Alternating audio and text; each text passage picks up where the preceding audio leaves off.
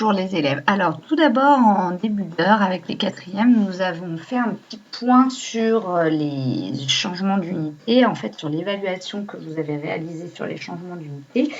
C'est vrai que je n'étais pas très contente du travail de certains d'entre vous qui ont pris un petit peu à la légère le travail demandé. Car autant pour la méthode de changement d'unité, je veux bien comprendre que vous ayez besoin d'aide et de réexplication, même si on a déjà beaucoup travaillé ça en AP, mais j'ai l'impression que vous n'avez pas saisi tous les choses que nous avons mises à votre disposition, c'est-à-dire le Geniali, dans lequel il y avait les capsules qui réexpliquaient les tableaux d'unités, comment changer les unités. Et du coup, vous avez pris ça un petit peu à la légère, pas pour tout le monde bien entendu, mais pour certains. C'est-à-dire que en fait, vos tableaux, vous ne les connaissez pour certains toujours pas. Donc, j'ai expliqué aux élèves que pour l'instant, je mettais la note que vous avez obtenue, mais que pour beaucoup, il y avait un manque évident de travail. Donc, j'ai décidé de vous laisser une seconde chance, c'est-à-dire de réapprendre réellement correctement cet interro. On avait vu plein de manières d'apprendre les tableaux, à l'écrit, à l'oral, en chantant, en écrivant sur un tableau, en se faisant une petite interro. Et après, je leur avais dit de faire plusieurs changements d'unité afin de bien acquérir ça. D'autant plus que, rappelez-vous, avant l'interrogation numéro 1, on avait révisé à nouveau ensemble. Donc, ceux qui le souhaitent, vous avez le droit de refaire cette évaluation et mieux encore, j'annulerai la première note et les premières compétences obtenues et je mettrai la deuxième note à la place, d'accord? Donc, je compte vraiment sur vous pour travailler correctement cette fois-ci. Alors ensuite, on a révisé très rapidement le son, c'est-à-dire comment un son est émis, comment un son se propage, puis nous avons revu les chaînes de transmission d'informations comme nous avions vu la semaine dernière. Puis je leur ai donné l'interrogation numéro 1 sur le son cette fois-ci qu'ils ont réalisé. Puis nous avons attaqué donc l'activité numéro 5 qui s'appelle une incroyable expérience avec une fibre optique. Et là, nous avons visualisé une animation, un film réalisé par des élèves de première. Et le but du jeu, ça va être en fait de compléter une chaîne de transmission qui est plusieurs chaînes de transmission successives. Donc, en fait, on va voir qu'au départ de l'action, il y a un téléphone portable, d'accord? Et le but du jeu, ça va être au travers du film, donc vous allez le regarder une première fois. Pour le regarder, c'est très simple, vous avez le lien internet qui est ici et je l'ai mis dans les devoirs aussi. Et puis, en fait, il va falloir que vous complétiez au fur et à mesure du film les différents émetteurs, récepteurs. Ce récepteur devient émetteur qui va transmettre un signal, etc., jusqu'à la fin, l'oreille de la personne qui entend. D'accord? Dans les flèches, je vous rappelle qu'on écrit les noms des signaux. Et on avait vu qu'il y avait plusieurs types de signaux. Donc, les signaux sonores, ça, tout le monde a bien compris ce que c'était. On avait vu que dans les fils électriques ou les nerfs, par exemple, il y a des signaux électriques. D'accord. Ensuite, on a vu que la lumière, donc ça s'appelait un signal lumineux. On a vu aussi que l'odeur, le goût, tout ça, ce sont des signaux chimiques. Et voilà, et on a dit aussi par exemple les chiens, les chats lorsqu'ils se griffent ou lorsque même nous on se fait des câlins ou des caresses ou des choses comme ça, eh bien ça on peut appeler ça un signal mécanique, d'accord? Donc dans la flèche rouge vous allez écrire le nom du signal et au-dessus, ici, vous allez mettre le milieu de propagation. Donc là, par exemple, je suis en train de vous parler. Le récepteur, c'est bien sûr le micro de mon ordinateur portable et le milieu de propagation, c'est l'air. D'accord?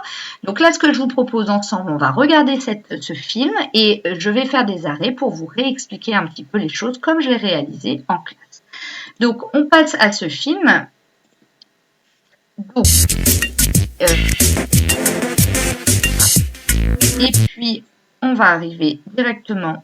Voici une autre incroyable expérience, la transmission sonore via la fibre optique. La fibre optique est une fibre de plastique ou de verre qui a la propriété de conduire la lumière. Par exemple, si avec la lampe j'éclaire une des extrémités de la fibre, on voit que la lumière se retrouve de l'autre côté, même...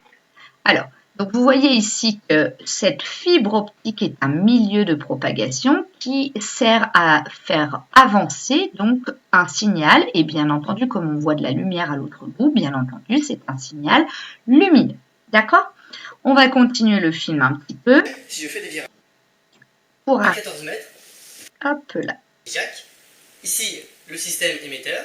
Donc, je vous laisserai bien sûr regarder le film tranquillement à la maison. Donc, le premier objet est ici, c'est donc le téléphone portable.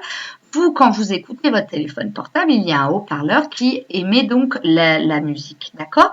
Mais là, c'est pas ça qui va se passer. C'est-à-dire que ce téléphone portable, il va être relié par ce fil-là, ici, qui s'appelle une prise jack. Donc, c'est un fil électrique et tout ça, c'est électrique aussi.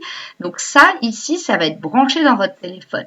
Pour ceux qui ont des haut-parleurs, des petites enceintes, voilà, vous avez des enceintes filaires où vous branchez un fil et des enceintes Bluetooth où à ce moment-là, il n'y a pas de fil électrique. Et donc, le signal Bluetooth, c'est en fait un signal électromagnétique. Là, c'est beaucoup plus simple. On branche directement ça sur le téléphone portable. Donc, tout le monde a compris que la musique qui est là-dedans ne va pas être émise sous forme de son, mais sous forme d'un signal électrique qui va avancer dans le fil électrique jusqu'à ça ici. D'accord? Ensuite, la fameuse fibre optique, il y en a 14 mètres. Enfin, le système récepteur, et le son va être reproduit à l'exact de l'autre côté, sur une prise jack.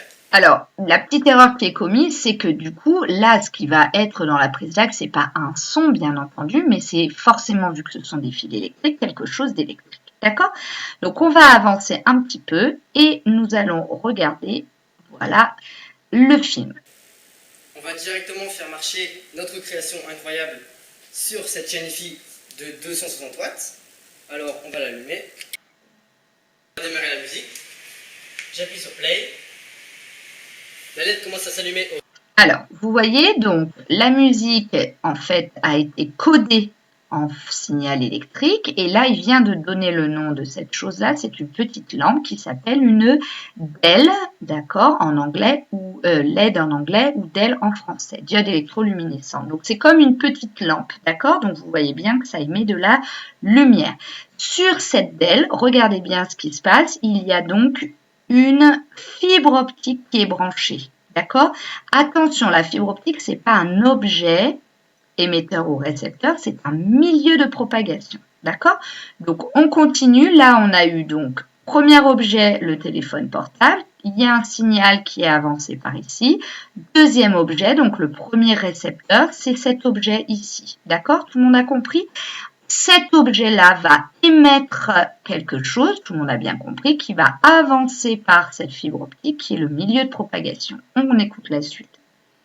Rythme de la musique, 14 mètres de fibre optique, de l'autre côté on reçoit un tout petit éclat de lumière. Je le rapproche progressivement de cette photorésistance. Hop, donc on va la rapprocher, cette fibre optique qui est le milieu de propagation dans lequel avance de la lumière, qui est un signal lumineux, va être rapprochée donc de cet objet qui est une photorésistance. Donc ça, c'est un récepteur qui va recevoir de la lumière et vous devinez bien derrière quel type de signal il va y avoir à la sortie de cette photorésistance. Et là,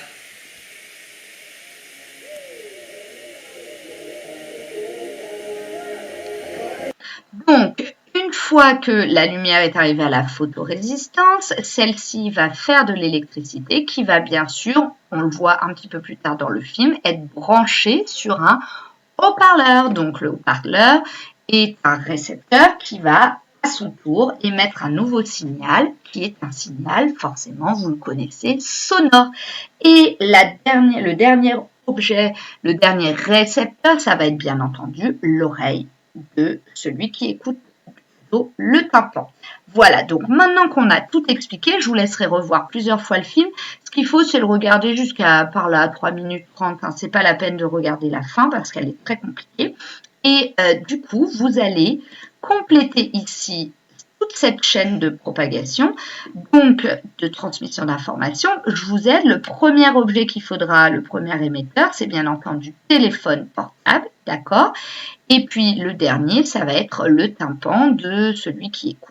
Ok, je vous laisse tout compléter et je vous ai mis le corrigé juste en dessous, mais je ne vous le montre pas. L'idée, c'est de le réaliser d'abord sans regarder le corrigé, puis après, vous vous aidez à l'aide du corrigé. Bon courage à toutes et tous et à la semaine prochaine.